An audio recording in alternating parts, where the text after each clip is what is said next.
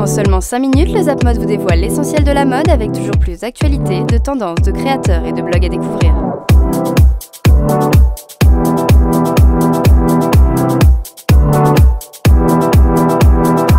Dans le dernier Zap Mode, nous vous parlions de la Fashion Week de Paris. Cette semaine, l'équipe du Zap Mode s'est rendue au Portugal pour la semaine de la mode portugaise.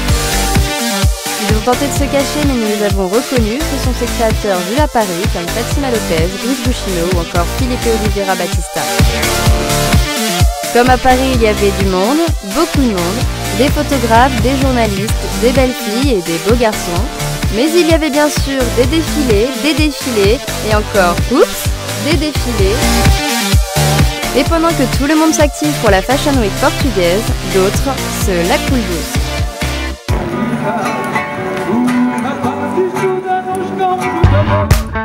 Dans l'adresse, Alena Gaponova nous donne ses 3 adresses favorites à Paris. Il y a une boutique vintage qui s'appelle Vintage Store.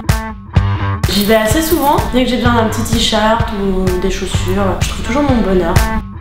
Pour la deuxième adresse, donc l'adresse culturelle, la Gaieté Lyrique, c'est sympa parce qu'il y a vraiment un coin bibliothèque, je peux découvrir des magazines sur le graphisme, le lifestyle, j'aime bien y aller même le dimanche pour bouquiner.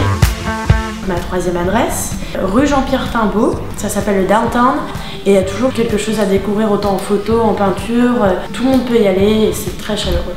Cette semaine, découvrez le shooting photo de la marque Danity.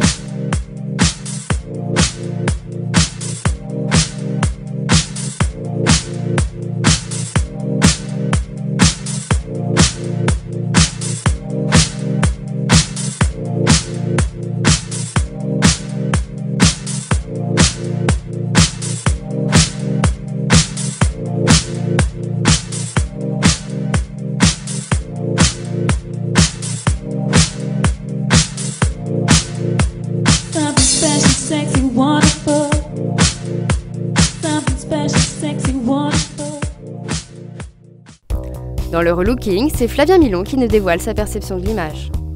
Bonjour, je suis Flavien Milon, je suis conseiller en image et maquilleur professionnel. Le conseil en image, c'est un véritable accompagnement vers la mise en valeur d'une personne. Donc ça va passer par une séance de coaching, sur de la colorimétrie, par le cours de maquillage, la coiffure, lire sa morphologie pour savoir les coupes de vêtements qui lui correspondent le mieux, et également un tri de la garde-robe, et on finit toujours par la pratique qui est le personal shopping. On a plusieurs types de morphologie, on a déjà la 8 et la X qui sont dites les morphologies idéales, c'est-à-dire qu'on a les épaules et les hanches dans la même lignée, et la taille est marquée. L'art de vous révéler, je trouve que cette phrase est très jolie parce que c'est pas de la transformation. C'est vraiment de la révélation, comme une fleur quand elle éclore. Et c'est là la révélation de la personne.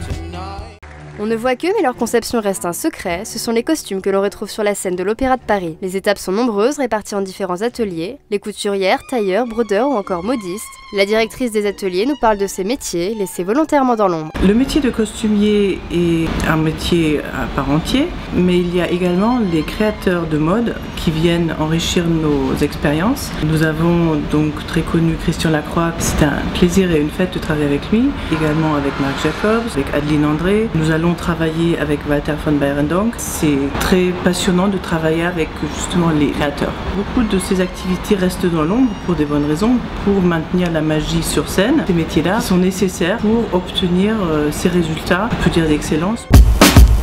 Cette semaine, Aude, rédactrice pour Pose Mag, nous présente son blog. J'ai un blog mode qui s'appelle The Little World of Fashion. Ça me permet d'aller voir des défilés, de bosser sur des collections capsules, de faire des interviews, que ce soit les Fashion Week, que ce soit les soirées avec les créateurs. Mon style évolue vraiment au fur et à mesure que j'avance dans ma vie. Et en fait, je suis un peu un caméléon du style. Tu piques des pièces fortes dans chaque style et tu essayes de les mixer en fonction de tes humeurs du jour et de ton planning. Le jean brocart qui est noir, du coup je le porte assez fréquemment et j'essaie de le remixer assez fréquemment.